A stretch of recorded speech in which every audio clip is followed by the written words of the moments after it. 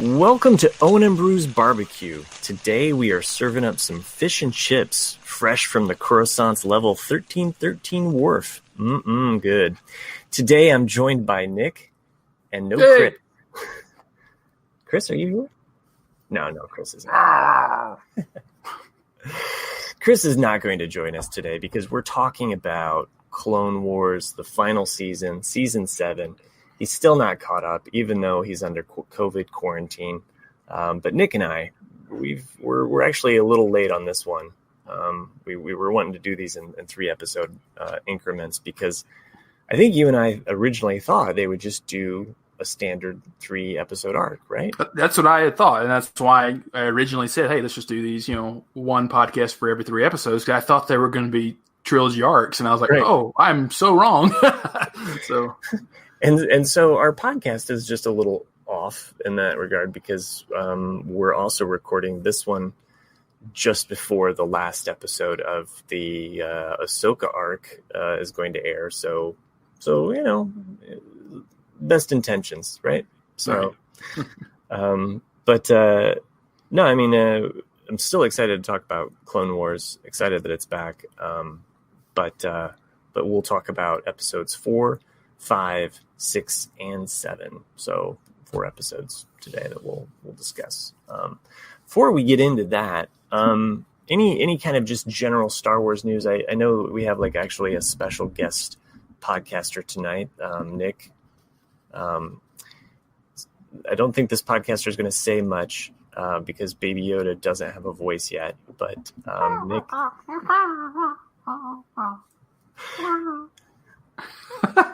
Oh, there he went. Yeah, did you hear him? He spoke. I heard him, yeah. Nick has been one of the chosen ones to receive a very cute and plush, adorable Baby Yoda from the Disney store. So, yes, I was very happy. As soon as these were announced, I immediately pre-ordered this thing, and they told me back in late January that it probably would not be until mid-April.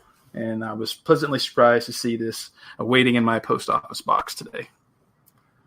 And it actually it's only $30, $32, something like that from Disney, and it's well worth it. I mean, you can see the detail in the face. It actually does. I know no one can see this, but the detail in the face is just unbelievably. It looks just like Baby Yoda. So the eyes, I think, really sell the cuteness on it. And the cheeks. Look how big the little fat cheeks are. It's like a baby. It is super cute. Yeah. And for everyone out there, he does have underwear underneath the robe. I thought it was funny. You'll have to buy this Baby Yoda in order to find out what color that underwear is, though. Yeah. So,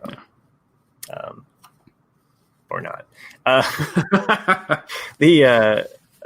had also gotten something in the mail. I had pre-ordered this to complete my collection. I know I've talked about me having a certain Star Wars record collection, and to complete all of the saga, I had to get episode 9, the vinyl, the last of the John Williams. So now is the vinyl for episode 9 just the new recordings, or does it include the older ones from previous episodes? No, like Duel of Fates and all that. No, it's just everything from just the soundtrack from episode 9, The Rise of Skywalker. It came on a blue vinyl. I was kind of hoping the vinyl, the blue, would actually be a darker blue, but this ended up being a little bit more closer to not a sky blue, but if you're familiar with a cerulean blue, somewhere around there, it just seemed like a little bit lighter than what I thought it would be. But anyway, still cool. I like the you were thinking it's going to be lightsaber blue, or maybe that kind of purplish blue, that French ultramarine blue that they used in the the actual logo. Right, yeah, that would make sense. Yeah, missed opportunity there. It does not skip the Last Jedi vinyl. So the original pressing of the Last Jedi vinyl has a horrible skip on the song called "The Last Jedi," which totally ruined it for me. Now, is it it's actually manufactured into the record? Is in the record. I have returned it. I've had other Star Wars fans around the country that have also had that same problem. Wow. So the original version of The Last Jedi on vinyl, not worth the money. I mean, I guess for the uniqueness, I don't know if they'll ever make another pressing. I had to track down another company that did a second pressing on very unique vinyl. I also complained about that company because it was really I took forever to get this other pressing, and but it came on really cool vinyl, has awesome artwork, and that version does not skip. So there is a copy out there for audiophiles that, like me, just want the record collection. So I have all my records in their special little container. So yeah. That's me geeking out there. No, same. Yeah. I mean, I've got tons and tons of vinyl as well. Stuff that's just, never taken out of the original sleeve. It's like, oh, this is the first pressing, so I'm never going to touch it, and that's just the way geeks are. Yeah. Collect things. Yeah. Yeah. And I mean, I just was happy to collect that. I wish they never made Solo on vinyl. So they did make Rogue One on vinyl. So, and the Rogue One pressing actually is a little warbly, which sucks because there's some really beautiful moments with Giacchino's recording where it's like just that violin that is kind of like Jyn Erso's theme, where you really want a nice clean recording, and it almost has like the record itself is almost just, it needs to be on 180 gram vinyl, and it's not. That's what I was about to say. Like right now we're living in, another vinyl era, where people who are getting vinyl, it's because they love vinyl, and it seems like every new record is on 180, and they're just these super thick, really durable records, and like for them to make a cheap version is just kind of odd. It was frustrating. There again, I searched out. There is a single that was released. I think it was part of a Record Store Day pressing. I could be wrong about when this pressing came out, but it does have Jyn Erso's theme, the Imperial March theme that they have on there, or Imperial theme. It's not the Imperial March. It's not the John Williams version. And then I'm trying to think of the other song. It's the now that you have Duel of Fates in my mind, that's all I can think about. But it's the Guardians of the Will, which is a really great song too, which has a lot of like string. And that single, it was on thicker vinyl. So if you're really looking for that. So anyway, vinyl stuff aside. One piece of news that popped up that I think you and I were both excited about. I'm pretty sure we didn't talk about this on the last podcast. It's hard to keep track of time in quarantine, Phil. But the news about the casting of Ahsoka came out, I think, since we last recorded for The Mandalorian Season 2. So that was pretty exciting to hear that we're going to see a live action Ahsoka, and B, that they've cast. So I shouldn't have started listing off letters. Yeah, like it's an interesting. I know that she had been lobbying for this for a few years, and I was glad that she actually got her wish, which is pretty rare. But she does. I mean, she has the physique for that. She's probably about the right height. For Ahsoka, she has very similar facial features, and so I think when they actually get her in the makeup and the hair extensions or whatever you want to call it for Ahsoka, she'll actually look the part. Yeah. And I'm just curious about the voice. Other than that, that's the only thing that we'll all have concerns about. Is just because we're so used to Ashley Eckstein's voice, and is she going to try to mimic that, or will she just make it her own? And just for the casting, by the way, Rosario Dawson, right? Is that Rosario Dawson? Yeah. Did we not say her name? Oh, no. We didn't say her name. I'm sorry. Yeah. No, that's okay. That's my fault. But yes, she's been cast in that part, and I mean, I hope that she does at least pull some of that, so that there's some continuity there, especially if fingers crossed, we're going to get another cartoon that follows Ahsoka and Sabine's journeys. So perhaps we're going to get more Ahsoka, like if we get a live action and this, post Rebels, Ahsoka cartoon, which to me, that would make me so happy. Some secondary story to Rebels. I know we're going to talk Clone Wars, but my kids and I, we've been watching different episodes or like favorite episodes from Rebels recently. I just put on like the episode in which Sabine like learns and trains with the Darksaber, and that really got us going, where it was like, oh well, let's see Sabine like go back to Mandalore and the beginning of season 4. So for those that haven't watched Rebels, and we've talked about it and had very high praise of the show, definitely worth it if you have Disney Plus and you're on a Clone Wars kick. Just because it is on Disney Plus, but it makes me think like they've never released it properly on Blu-ray or DVD. You can get them like I've seen season 1, I think, or maybe season 5, but you never seen like a box set of all of Rebels yet, which I think is weird. I wonder if they'll ever do it. Yeah, they never did a box set. You can get all of the seasons on Blu-ray, which I do own all of the Blu-rays. But the other thing that they never did, which is just an atrocity, because they released soundtracks for the other seasons. Although I don't think they did it for season 3.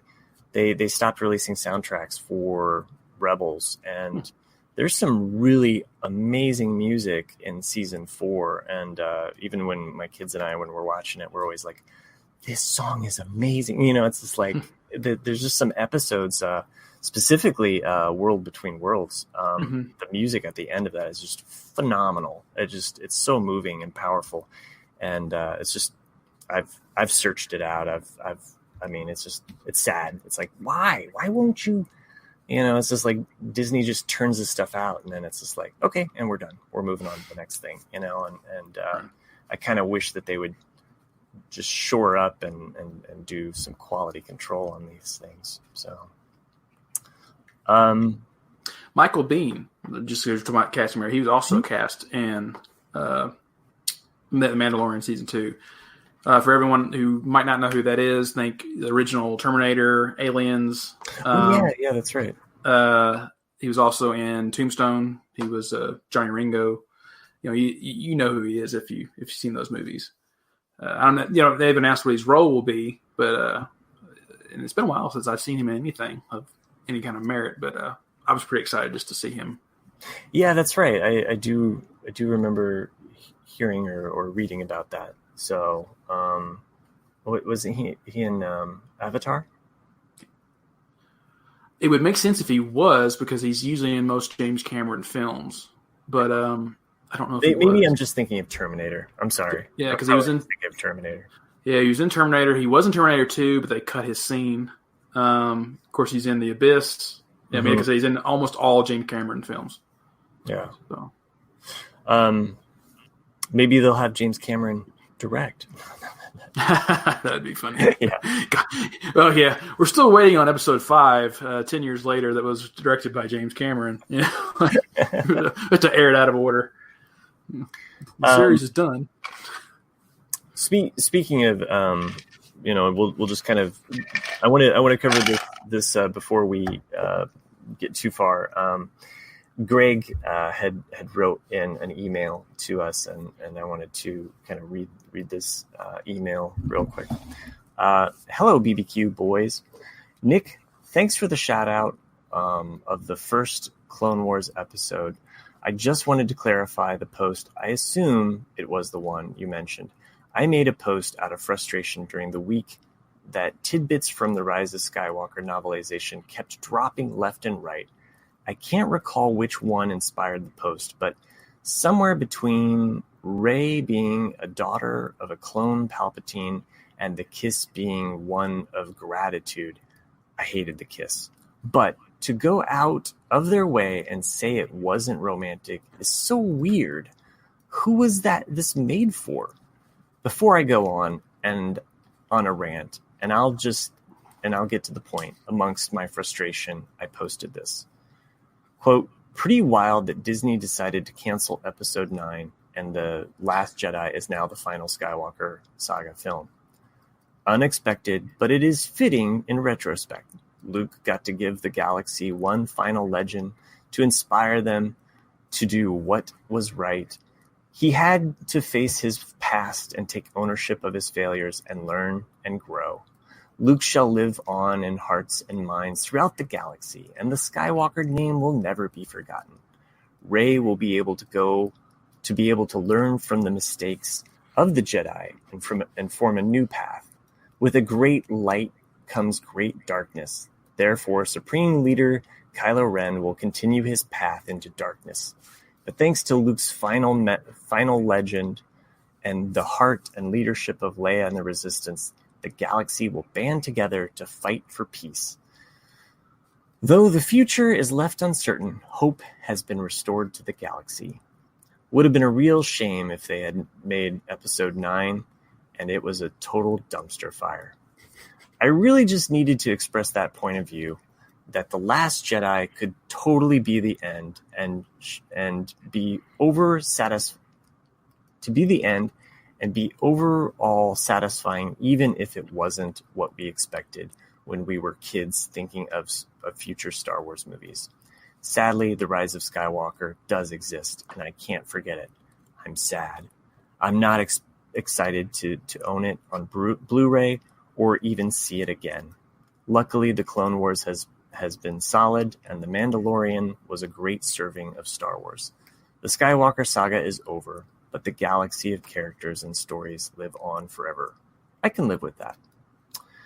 Well, thanks, Greg, for the email. So I appreciate always your feedback and contribution to the show. Nick, any thoughts for Greg? Yeah, that was a great email. He had on a lot of feelings and thoughts that I have. You know, like the first one, I 100% agree with the kiss.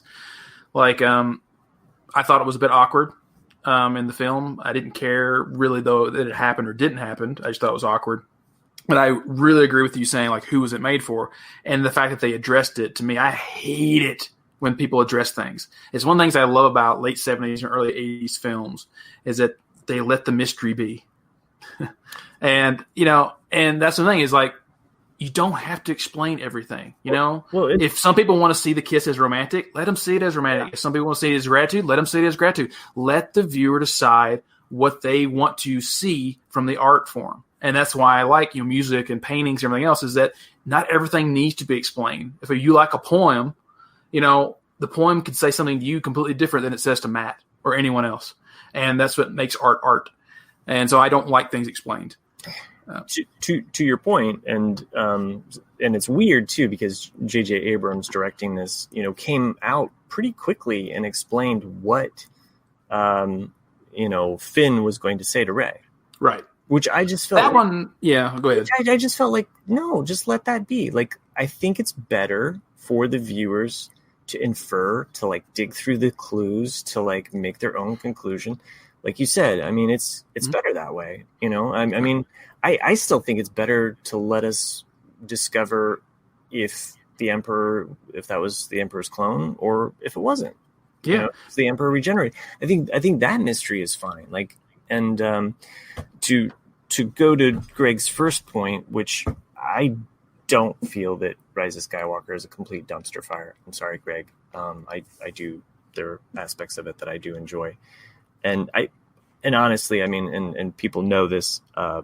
You know, I see it and enjoy it through my kids' eyes at this point. Like, this is their trilogy. I realize that it's not the ending of the saga that I wanted. And I don't think of it as the end of the saga personally. Like, it just doesn't feel like that to me. But to go to the first part of your email, I am frustrated that they do release things in these articles, and it's always in the headline. It's always in the headline that they reveal something that's just like, no, the novel hasn't been out yet, and you've already spoiled me on all of these like little nuggets that I want to discover for myself. Mm-hmm. Like, I I have the Rise of Skywalker novel. I'm looking forward to diving into that and just kind of, like reading it just for its own worth and seeing what else is there. I mean, that's what Star Wars fans have done since the original came out by George Lucas. Fans went in there and they were like, whoa, Jabba the Hutt is in this? What's going on there? It's like there's always something more in the novels, and I can say that there's things that I was disappointed by. Again, is it my favorite? No, but there are certain things that I enjoyed about it.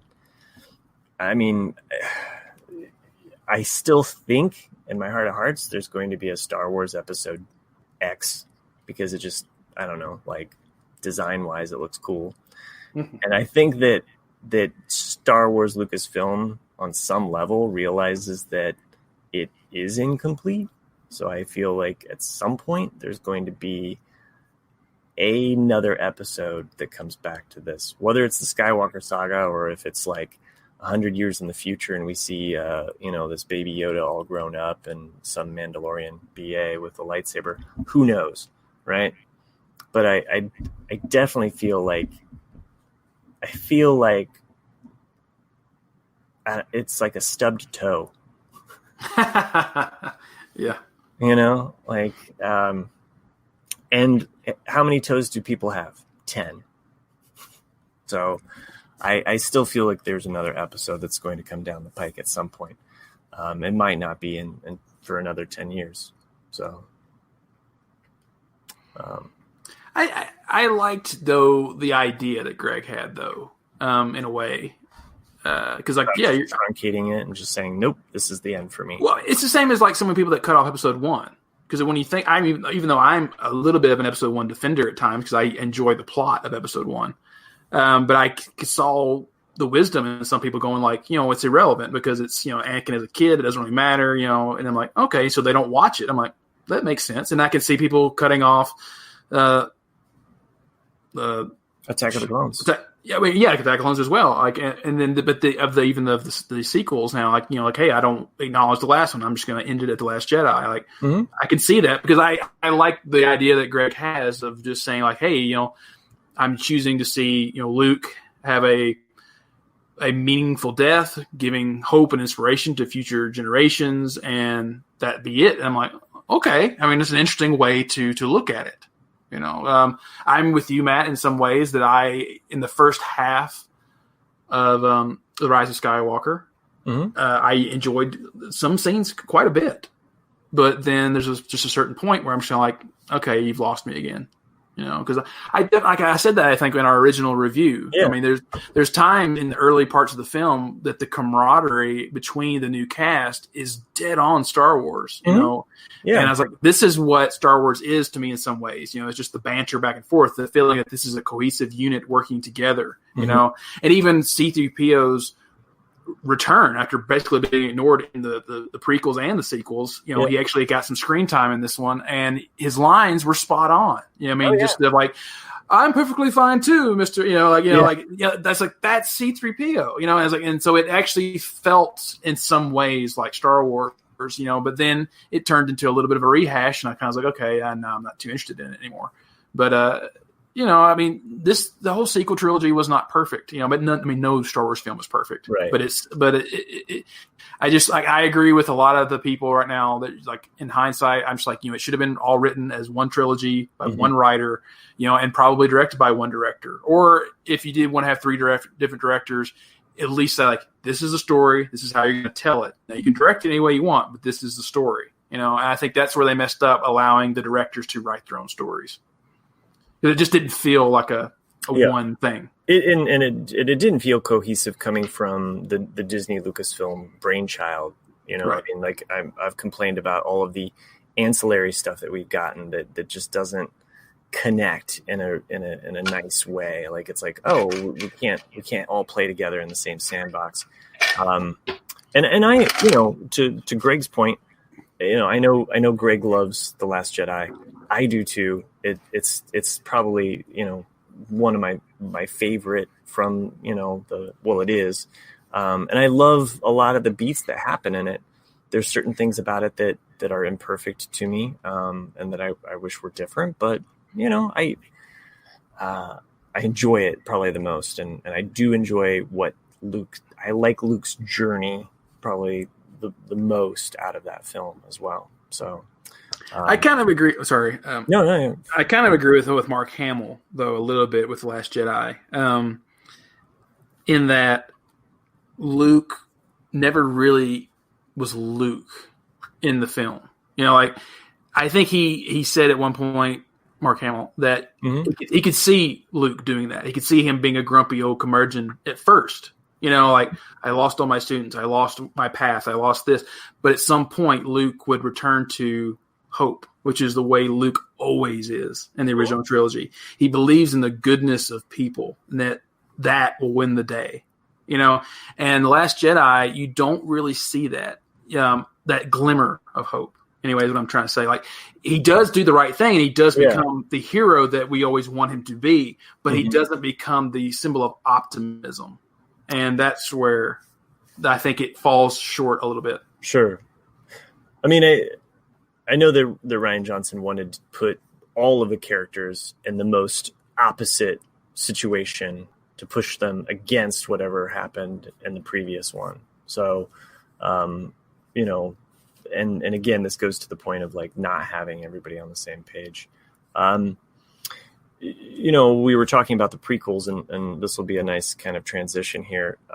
One thing out of the Clone Wars that I know Joanne has mentioned or commented and thanked us for getting her to watch the Clone Wars on the Facebook group. But one thing about the cartoon that brought to life to me the prequels was the Anakin Obi-Wan relationship. It was always imperfect in the that sequel trilogy. I mean, up until you get to Revenge of the Sith, and it's still just in moments. I mean, it's in Ewan McGregor's performance, and that's about it. I mean, he's carrying that.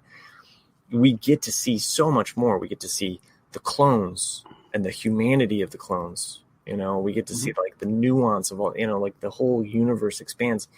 And if there was anything that I wanted out of this sequel trilogy was the time between The Last Jedi and I was hoping that Rise of Skywalker would be even further in the future, like 5 years or something, is this time period in between where you could have a cartoon series where you have Leia training Rey. And a cartoon would be a great opportunity to like expand that universe, show us more of that camaraderie between Finn, Rey, Poe, play up the will they, won't they, whatever you want to do in that trilogy cartoon. I think there's a vast amount of like storylines there that they just didn't mind at all. It was like, okay, on to the next thing. Yeah. So, and I guess to kind of cap off Greg's email there, it's great that we do have The Mandalorian, something great to look forward to, because it's definitely going to play into those 30 years between Return of the Jedi and The Force Awakens, which I also felt would be a great cartoon, which is seeing Luke, Leia, Han, like, let me see the Thrawn trilogy play out, so, anyway, we can get lost in the would they, could they. So let's get into what's happening now in the Clone Wars, and get to some of these episodes. Episode 4, Unfinished Business, and again, we were so wrong. We should have like just had first 4 and completed that story arc. What are some of the notes that you had for this, like, or things that stood out to you? Well, I mean, I'll just begin by saying I was really satisfied with this whole arc. The first time I watched it, I think I kind of was like, oh, that was pretty good. The second time I watched it, I enjoyed it a lot more, because I have to always constantly remind myself that this is a cartoon and it's made for kids. And I felt that this episode struck the exact right points to give some inkling to a young mind where some of these characters are going to go. Like with Anakin kind of losing his temper with Trench. with just things like that, like showing him, even though he cut off the mechanical side, like he cut off all of Trench's limbs on the mechanical side, so it didn't actually hurt him. But so one of those like, okay, but then later when he does kill him, and he says, what I have it written down here, like I don't have such weaknesses. Like you see like the fury in his eyes, like, oh wow, like I mean it's subtle, but it's still just enough where a kid could kind of go, oh, if they've never seen the movies yet, it's like, okay, so Anakin's really being kind of almost, power drunk at the time, Yeah, I mean, I actually rewatched this with my kids before we recorded, and it's funny because my daughter, huge Ahsoka fan, so I'm I said, well, I want to rewatch one of these episodes, and I was like, I want to watch Unfinished Business because that was the furthest one from my mind, and of course my daughter's just like, oh man, because she wants to watch Ahsoka,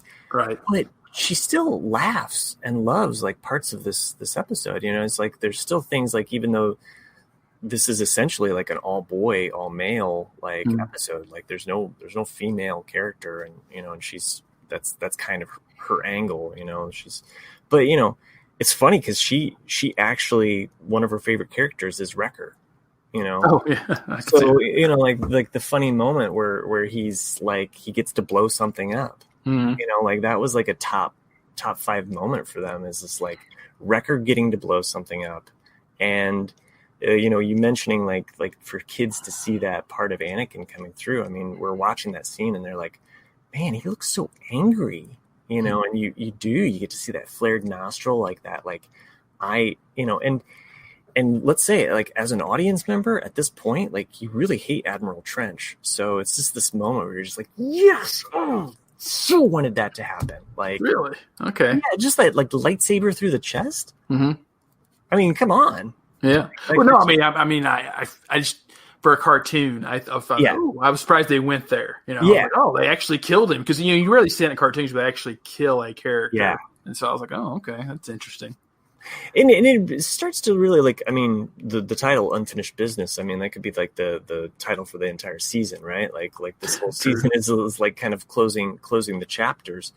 And I thought it was nice that, like, Admiral Trench is like someone who we first see in the very, chronologically speaking, would be the first episode. We see him as one of the villains. It's one of the regrets, actually, I think they probably even have, that you only see him, like I said, on that first episode, and then you see him in there in the very end. You're like, well, where's he been this entire time? Like, because he is an interesting character that could have been, because we haven't seen that many actual generals other than him and Grievous and maybe like one or two others. And we're like, well, this could have been another interesting separatist general that could have really been a nice duel with someone. Kind of like the way Grievous and Obi-Wan have that kind of friendly but not friendly banter of respect, because they're both capable. I think what's great about Trench too is he's very in the line of Thrawn, because he's so masterful in his, like, military and his thinking. That was like something great that Thrawn brought to the Star Wars universe, is that, Vader's gone. When Thrawn appears on the scene, it's just like, no, his power is in his mind, right? And that is his superpower. So seeing that with Trench, and like somebody like so dastardly, I felt like he is the Thrawn of the Clone Wars era, kind of. So yeah, I think it is a missed opportunity there. Yeah, but okay, just going to the episode though. But go for it.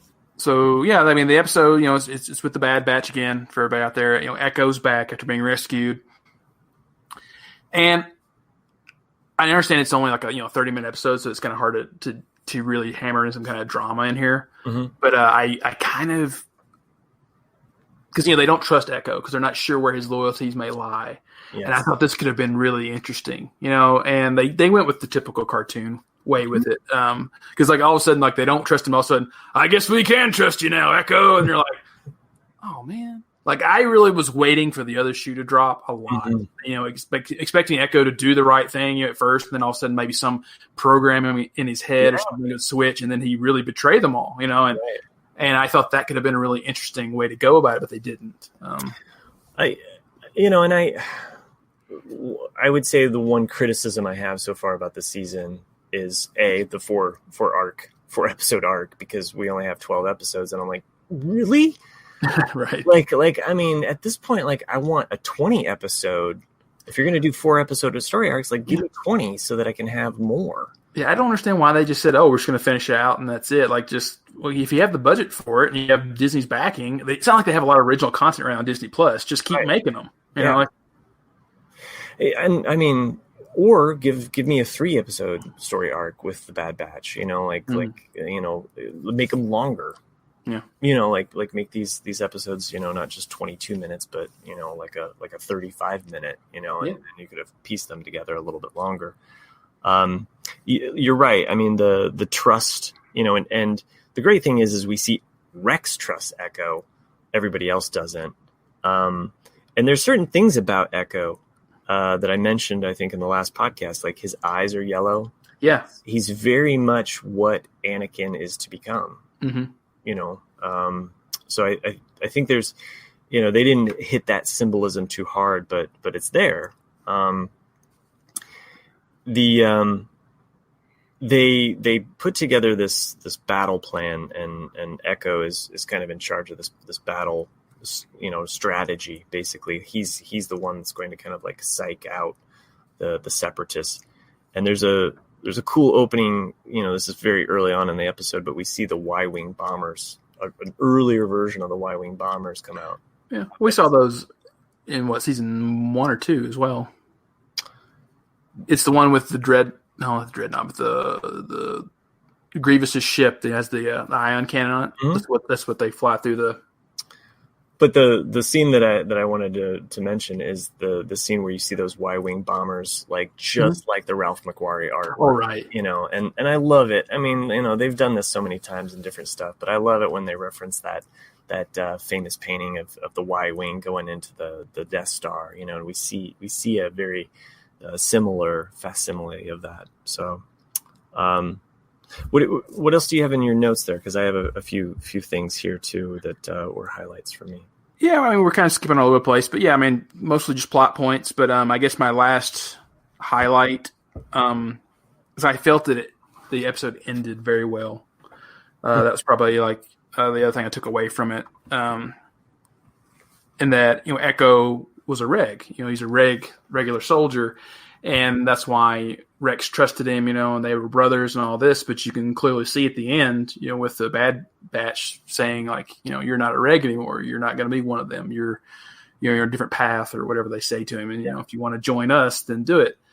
And then Rex even kind of acknowledges this in a way. I felt it was very human. You know, like it was, you know, like we've said, like it's interesting to show the size of the clone troopers, even though they're all the same, they're not the same, you know? And, and I like that. I like that Rex, you know, told him, like, you know, if you feel your path is with them, then go with them. I kind of wanted a little bit more than I could give him a hug or something. Yeah. Like, you've always been my brother, you know, like, but it was nice. It was very soldierish, you know, like he decided to join them. They all turned around and gave each other a salute of respect. And that's how the episode ends. And I was like, oh, that's actually a good way to end it, you know?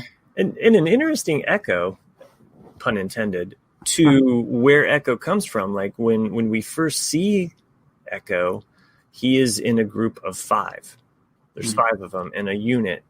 The Bad Batch is only 4. So at the very end, it's a complete unit of 5. So I thought that was kind of an interesting, like, way of, like, you know, that they're. I hadn't thought about that. Yeah, that's good. Thanks. I like to think that I notice things. I know we were jumping around, but one of the things I have on my list here is the Mace Windu action. Mm-hmm. That was one thing I really enjoyed. You know, we got, you know, Obi-Wan was kind of just like, he could have been any Jedi at this point, but you know, seeing Mace Windu kind of have some moments, I guess, that aren't when he's not being a complete jerk. Yeah, it's true. You haven't seen him a lot, really. You know, for being this all-powerful Master Jedi, you don't really see him in action that much. It reminds me of a little bit of a nitpick, you know, like them putting in the code for the bomb. Oh, yeah. It's like, what bombs have little slider dials? Like, really? I was expecting like a digital, code he had to put in or something. I was like, oh no, basically he's got an engineer table in a music studio there. That's what it reminded me of too. I was like, what is he doing? Like mixing the next, Adele album? Yeah. The scene where they crash through the glass and fly down at the top, it reminds me of the scene in Revenge of the Sith when all of the troops come in to kind of help save Obi-Wan Kenobi. Obi-Wan's there as a distraction, actually. And so I thought that was kind of an interesting, like, whether that was an intentional echo to that or reference. But they crash down and they're completely surrounded by droids. That's my only other thought that I had on here. Cool shuttle. I love the shuttle that they use. Mm-hmm. It was a really neat design, reminiscent of like a very early Imperial shuttle, Tidarian kind of style, but with different. Yeah, the wings are a bit different. I mean, it's similar to the same one that at the very end of Episode 3, I think, the one that the Emperor comes in on. Yes. That's the other one that I was thinking of. Also, I really enjoyed how Crosshair. The mirror shots. Yeah, that was so cool. Seeing how he set that up, because you didn't really see it coming. Like you thought, like, oh, he's just throwing bombs, in the corridor. And then all of a sudden, he turns around and you're just like, oh, that's cool. Yeah. He's trying to outdo me. But Wrecker has the last laugh because he wants to blow up everything. So, I mean, a solid way to end that arc. And again, my biggest problem being like I kind of wish it was 3 episodes altogether, or but not bad. I think the one missing piece is Ahsoka, and obviously like knowing what happened with her story, where it's going. That's kind of where we pick up in episode 5. Mm-hmm. Gone with a trace as opposed to without a trace. So, So, I've seen this episode a couple times, and it's weird because on one hand I'm like, yay, Ahsoka, and on the other hand I'm like, okay, like I kind of was left wanting more. I don't know. I felt like a light beer. Yeah, I how to make the best comparison here. I think this whole Ahsoka. I'm hoping that they somehow are putting these 3 characters into something in the future beyond this time. Oh, because that's the only way it's going to work. I think I felt this episode in particular was pretty weak and a missed opportunity. Yeah. Because one, they're in 1313. Yes. And that immediately excited me in the fact that this for everyone out there, 1313 was supposed to be a video game that was never made because when Lucas sold to Disney, they decided not to make it. And it was all going to be about bounty hunters and the underground of Coruscant. Yes. And it should have been so interesting. And that's where I really, not that I was trying to project onto this episode, but I felt that just keeping it with these 2 characters, and then also because they're trying to go with this, showing the audience that not everyone likes the Jedi. Yeah. And I felt that was even missed here as well. Like they could have done this whole story so far much better by showing a lot more poverty, a lot more, while everyone's living high and mighty on the surface, all these other people, the Jedi have just crapped on or have completely ignored. They just not used them, but taken them for granted. And so that upheaval is ripe because if they're trying to show how easily the Emperor takes over or Palpatine takes over in just, a matter of months, then you really need to hammer that in. And I felt that they missed that chance to do that right here. And really, there's only a few set pieces in this episode, and each of the set pieces is just kind of like, oh, okay. So there's the cool speeder bike, which is to me probably like the highlight, which sucks because it's like up front, right? Like so she's riding a speeder bike, crashes into 1313 level, meets Trace along the way, and I'm like, okay, this is the characters that we're being introduced to. and then the next set piece is basically like, you know, making these droids or reprogramming these droids with, you know, the sister of Trace is introduced, and this whole, like, you know, droid storyline is introduced. And then the third set piece is basically the droid goes amok, right? Mm-hmm. And that's half the episode. And that's it. Mm-hmm. Like that's, and you know, Ahsoka saves the day with basically secretly using the Force, and a little kid sees her use the Force, which apparently was like my daughter's favorite moment of the episode, is the fact that this little kid sees her use the Force, and it's very subtle. But other than that, like, everything else is just references to things that we like. Yeah. 1313. Binary load lifters. We get the classic Kenner figures. Mm-hmm. So you see, and we're talking classic Kenner because this is the way they dressed him up. You get Hammerhead, Walrus Man, and Greedo. Like just all looking straight out of like the box from 1977 or 78. 78 because they didn't get out until then. But and then you get Loth Cats, you know, like they're around in a moment. Again, the cool references, but it just, I don't know. It was like a burger missing the burger or something. Like that. Yeah, exactly. I mean, I felt, you know, even at the beginning of the second episode of Ahsoka, like it was just kind of like, okay, they're still going with this, and because this first episode to me just felt like a waste. I mean, other than just the introduction of the characters, it was like, what did you give me here? And it wasn't much. She mentions that Skywalker is an older brother of hers, right? No, that's Skywalker Academy. I'm sorry, Skywalker Academy, but she references Anakin as though he was her older brother. That makes sense. So I didn't pick up on that when she asked her, how'd you learn how to fight like that? She says, from my older brother. Yeah. And I was like, that makes sense. Now that I think about it, I just assumed she was making it up. You know, I was like, okay. Yeah. And, you know, I mentioned this at the very beginning of our podcast. There is a water down deep in the bowels of Coruscant there. Like the episode ends with them on this wharf. You know, like kind of like near a diner or whatever, and that's where they're supposed to meet Trace's sister, and you know, kind of like that's where the episode ends or whatever. But I was just like, wow, so there's like a pool down there, like, and you think it's really a pool? It's just, I mean, it's just, yeah, exactly. It's pretty deep in there. It's just probably where all the wastewater goes or something. You think it's just wastewater? You think it's just like a Disneyland facade there of just like. Yeah, it's probably just a sewer. Yeah, you see little one eye things popping up. You know, that would have been cool. Yeah, you know, see a little Dianoga eye pop up there at the end.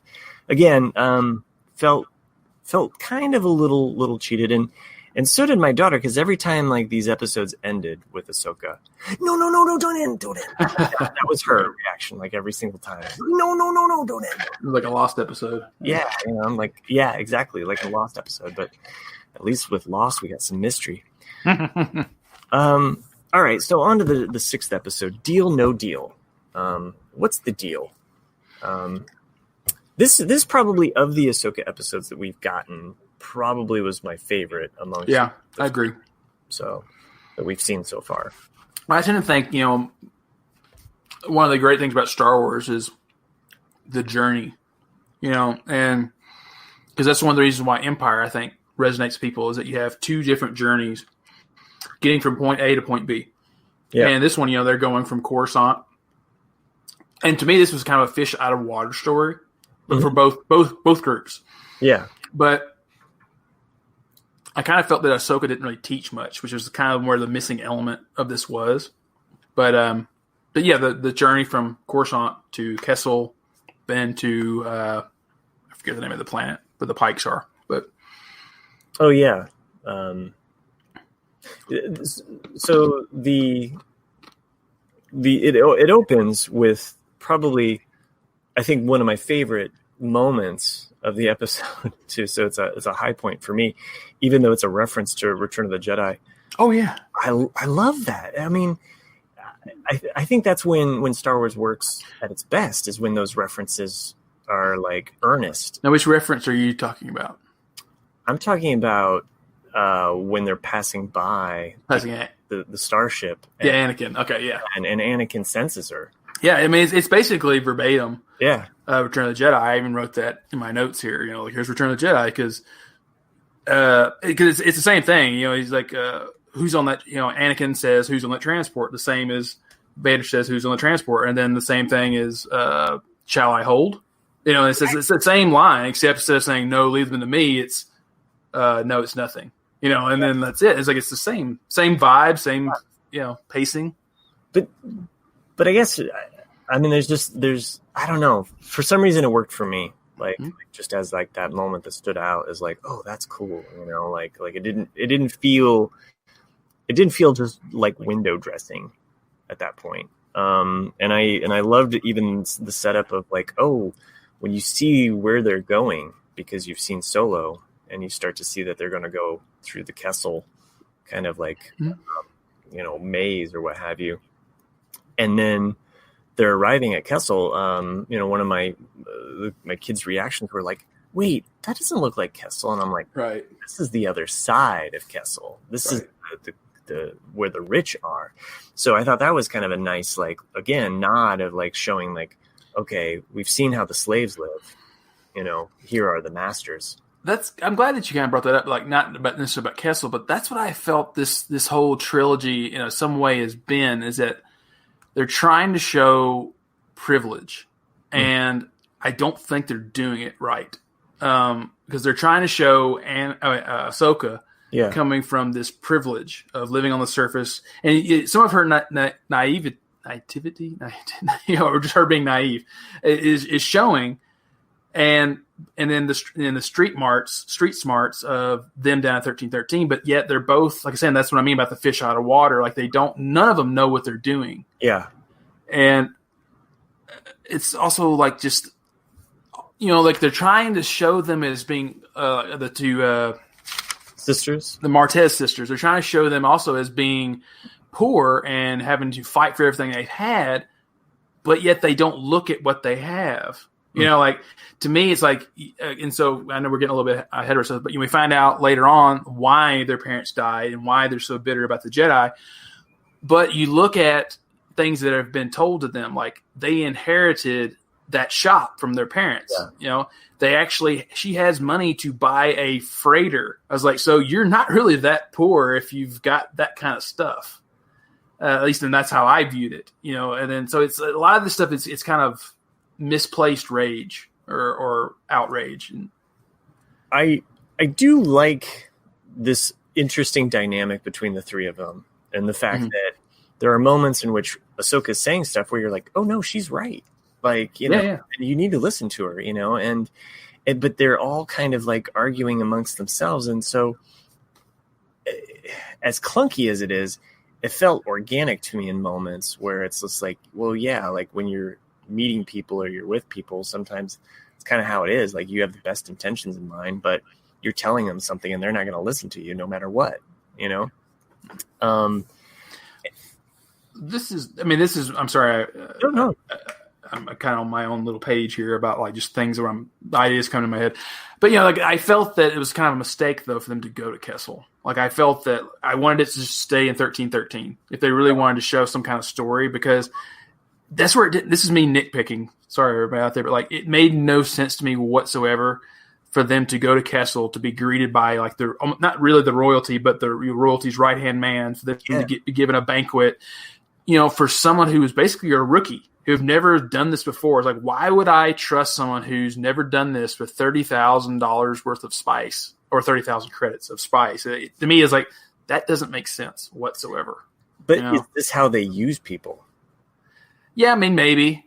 So it's like you wine and dine them, and it's just like, yeah, like your life means little to me. You're just a courier, but I'm going to kind of show you, like this world, and you'll be kind of suckered in as my stooge, I mean, theoretically, like if Trace doesn't dump the spice, maybe this all would have gone fine. It might have, but then you also from what Ahsoka says, like, would they have betrayed them too? Would they have taken everything and been like, well, We don't, now that we've got what we want, why should we even give you the money? Right.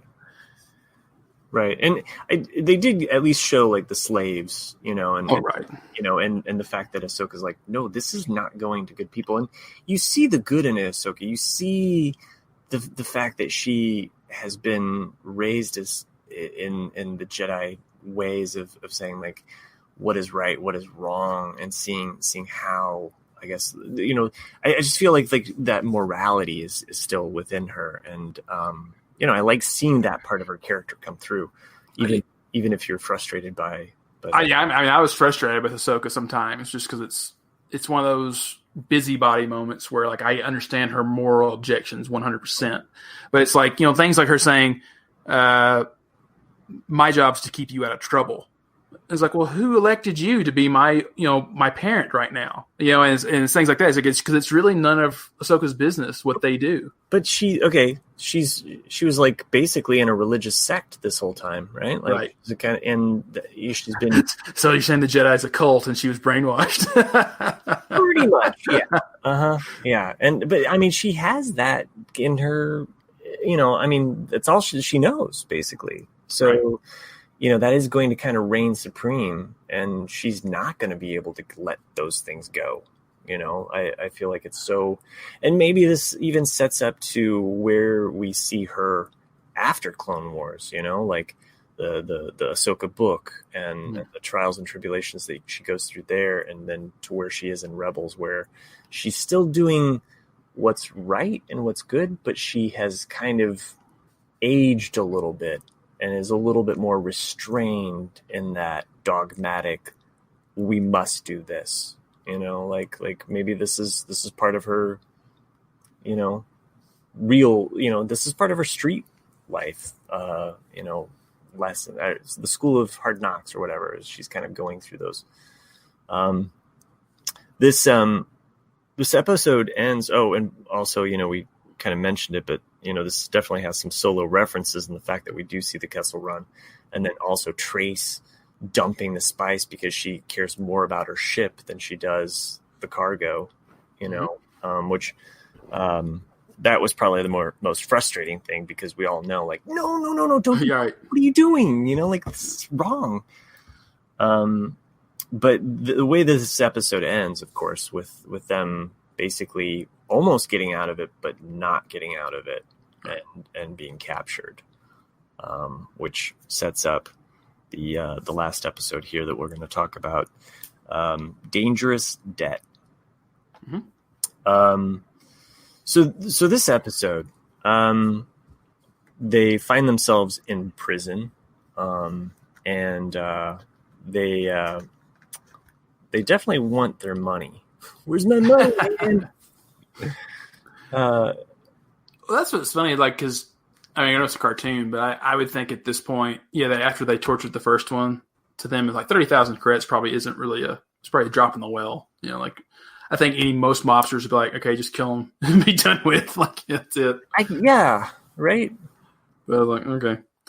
But within the cell, I started to mention this earlier, Ahsoka is being, once again, high and mighty on her judgment horse, and the Martez sisters, tell her don't even kid about being a Jedi, and then this is where we find out that back to an episode with Zero when he escaped prison by Cad Bane, that a ship crashed into where her parents were actually all of them were living at the time. Yes. And so basically the Jedi were responsible for their parents' death, and after it was all over with, all they got was don't worry, the Force will be with you. And they were left to fend for themselves from that point on. So, I felt, like I said, this is one of those things like, okay, that makes sense. But this is it's one of those things where I'm saying it's kind of a missed opportunity in that you're just seeing it from these two people's point of view, why they don't like the Jedi, but it still needs to be on a broader scale of like why Coruscant does not like the Jedi. At least that's how I thought of it. And I do like this connection or this tie-in to. I like that, yeah, for sure. Yeah, I mean, it definitely brings it back to basically season 1 final with Zero, the Hutt's escape, and really kind of fills in part of that storyline. And in a season that's short, I just keep feeling shortchanged by some of these episodes. It's like I want more, and not to give away the whole plot of this episode, but they start in prison and they end in prison, right?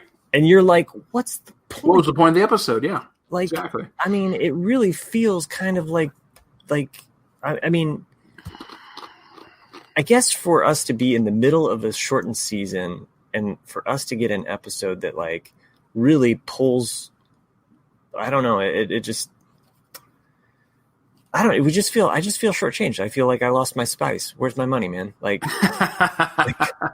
yeah, I'm paying good money for this Disney Plus, and this is what you give me?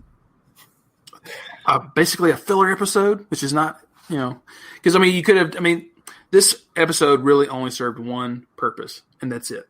Yeah. And it was the one little line that we got towards the end of the episode, which we don't have to talk about right now, but it basically sets up Ahsoka's future with the Mandalorians. Yes. And that's the whole purpose of the episode.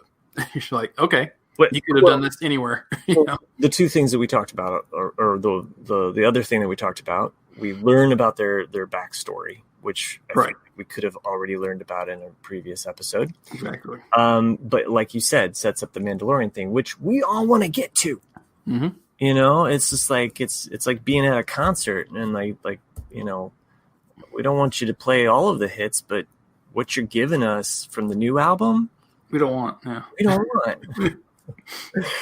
And I want to like these characters that she's with. I mean, I like I said, I actually kind of enjoy their banter and their back and forth and the the kind of this unique relationship of these sisters. My feeling is that these sisters, one of them is going to die. Yeah, I think that too. And it's probably going to be Trace. Yeah. I mean, she's the one that seems to have like she's the innocent one. Yeah. And Ahsoka even says that, I don't think that you realize that Trace is not built for this kind of life, and mm-hmm. So I could see it because like you can easily see the other one, joining with the Mandalorians and having that kind of rebel kind of life, whereas then Trace is more innocent and just. I kind of hate that. I wouldn't want Trace to die, but yeah, I was kind of hoping the other one would. Well, I mean, like, okay, so Rafa is the other sister. I could also see her being part of the crime syndicate. Yeah, true, very true. Yeah. Like, or I don't see any half circles though on her yet. Not yet. Not yet. But definitely feels like she could be. So, and maybe this is a part of their grander plan for the season, and we'll see kind of how these sisters play out in the next coming episode. We do see, as you mentioned, Bo-Katan, right? You were kind of referencing that. Mm-hmm. We see kind of her brief appearance, which she kind of first in this whole escape.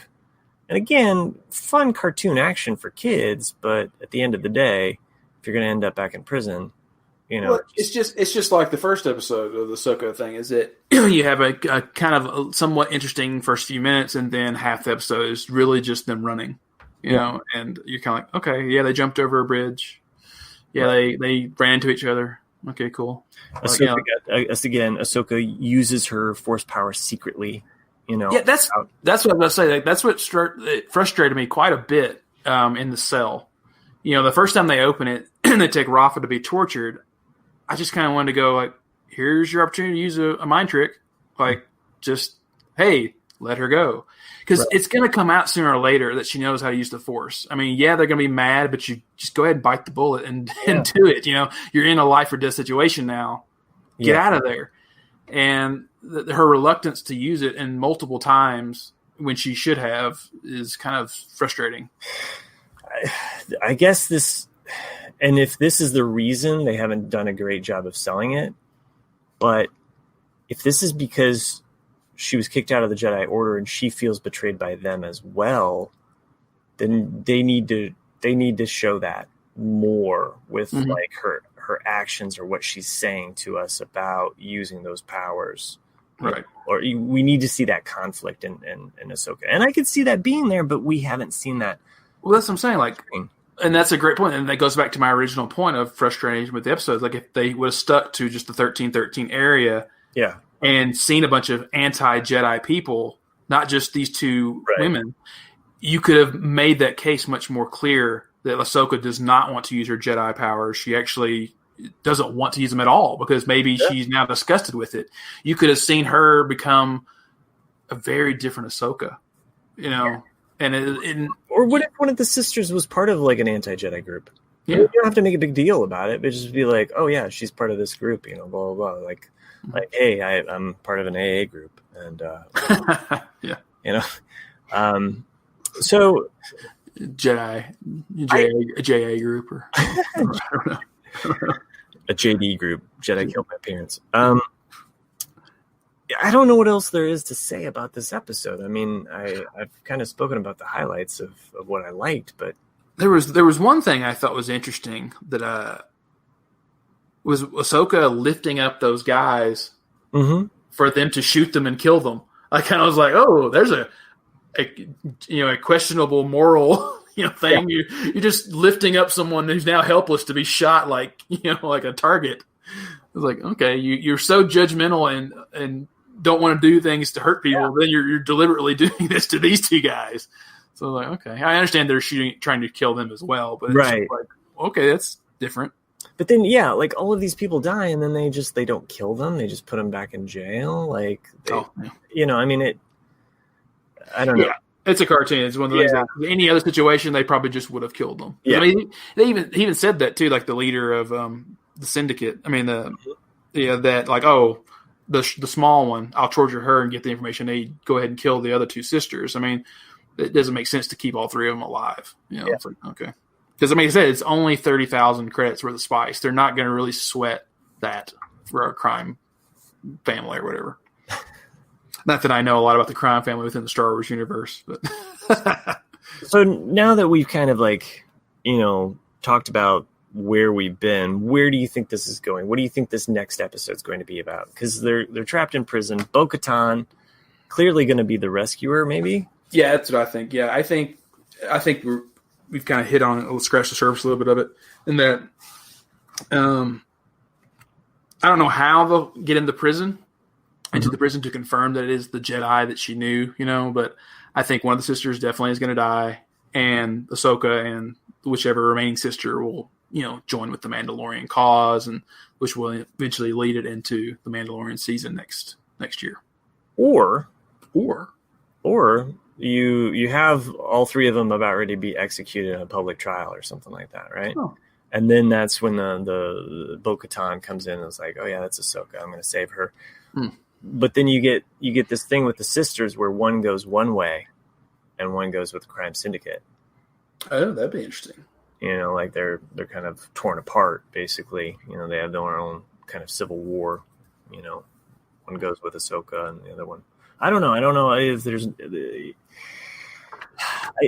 I just don't know when we're going to move this story forward to we've all seen the trailers. Like the trailers for the season were amazing, and right now I just don't feel like the episodes are living up to everything that I saw in the trailers, and that's kind of my frustration. Maybe, Yeah, wasn't someone told me that Ventress is supposed to be in this too, and I'm like, well, I haven't seen her yet. So yeah, I don't think she is. But. Yeah, but I mean, it's leading up to us going back to Mandalore. We've all seen that, and then we also know that at some point Ahsoka is going to be reunited with Anakin and Rex. That was, in the teaser trailer. Which, wow, what a deep teaser to put out there. Basically, spoiled the first 8 episodes where we're just kind of like, when are those two going to get back together? You're going to be really frustrated when you find out it's just a dream sequence. Sophie's just asleep on the ship. Oh yeah. Rise of Skywalker. Were you dreaming about Jedi? Because we don't like Jedi. How did you know? she was dreaming about Rise of Skywalker. Like that whole thing was a dream inside Ahsoka's mind. Right. So, maybe they'll meet Emperor Palpatine's clone, son, or whatever. Oh. I don't know. Apparently, there was something that was going to connect to Rise of Skywalker that was going to be in this season, something that I had read or heard about, but then they took that out. Oh. So they were like, ooh. Like, even Clone Wars wanted to distance themselves from Rise of Skywalker. It's so sad. Yeah. Well, I mean, I'm kind of in the same boat. Like, I'm just kind of choosing to ignore it. You know, Emperor died in Return of the Jedi, and that's just how I see it. I don't. Well, the original Emperor died in Return of the Jedi. This is just clone Emperor. But I think it's a lame cop-out. I just don't. Okay, here's the thing. If it's going to be a clone Emperor, you should have gone the route of Dark Empire and had it be a younger version so that it's a completely different one. Because that's the thing, is that if you have a clone of somebody, it's not a copy of that person. It is biologically a copy, but you can't have them be the same mental. You know, they're not going to have those memories. They're not going to have. So it's like, how would he know what happened on the throne room? You know, like it's things like that. Like it needs to be like a younger version of just like a blank slate, same person, but just same powers. Well, and here's one aspect that would have made it even cooler on a whole psychological level. The clone of the Emperor that she has to face is her father. Oh, okay. It's Rey's father. I mean, like we see him in the flashback there. She's been waiting for her parents to come back. Like, if he's a clone, a younger clone, why not just make it the same actor and have? I mean, obviously, like everybody wants the original actor back to play the Emperor, but why not just pull like a surprise? Like you have to face an evil clone version of what you think is your father. So, I mean, people like daddy issues in Skywalker sagas. So, a lot of ways we could course correct this movie, but none of them are going to happen on this podcast, nor are we going to be able to save the Clone Wars. Hopefully, this next episode delivers above and beyond the last three Ahsoka. And I love Ahsoka. I mean, we both do. Big fans of her as a character, and have high hopes for her through the rest of this season. It's funny, too, because, when you watch the original Clone Wars movie, you're not quite sure if this is going to work out or not, but then slowly, surely you do. You grow to literally like Snips. So it's the same. I mean, we've talked about it, too, with Rebels. I mean, like, if you watch Spark of the Rebellion, you're kind of like, I don't know about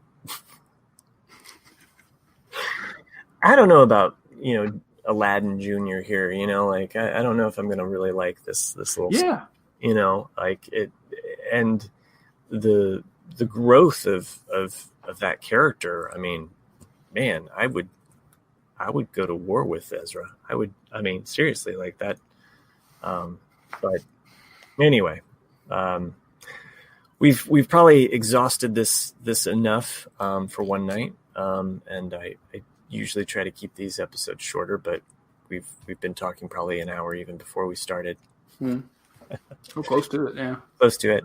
Any other last thoughts about Star Wars before we sign off here? No, I think we covered everything on my mind. Covered quite a bit. I mean, we'll definitely be back to talk more Clone Wars. I don't know how we're going to break this up now that we only have 5 episodes left. So we're going to just do one mega episode to finish it off. Probably. Yeah, probably. So hopefully we'll get some other episodes out for everyone in the future, whatever the content might be. So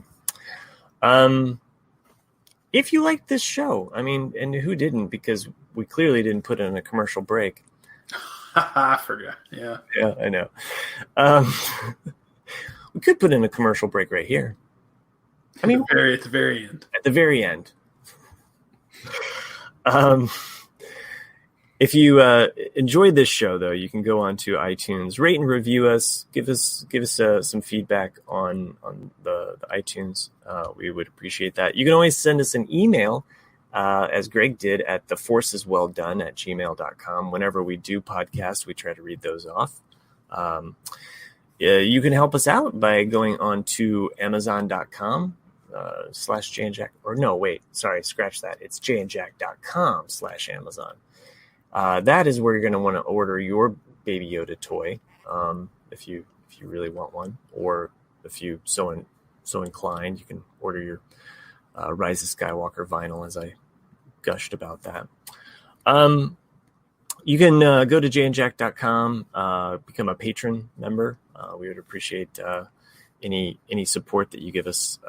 Helps this show and all of the shows on the Jay and Jack network. There's some patrons that really make this show special. I hope that they've listened long enough to hear their special names. I tried to make them military themed, so keep in mind that's where my mind was at. At this point, I would like to thank Lieutenant Tank Commander Tack, Roger Eckhart Richter, Ed the Ensign Carrier, Brigadier General Joanne, Magistrate Maggie, Dr. Drake, and General Grievous Greg. Thank you for doing all that you do to make this show possible, and we'll be back next time to talk more Star Wars. This was a fun show. It was. Would you say it was a great show? I would say it's 1 in a million. All right.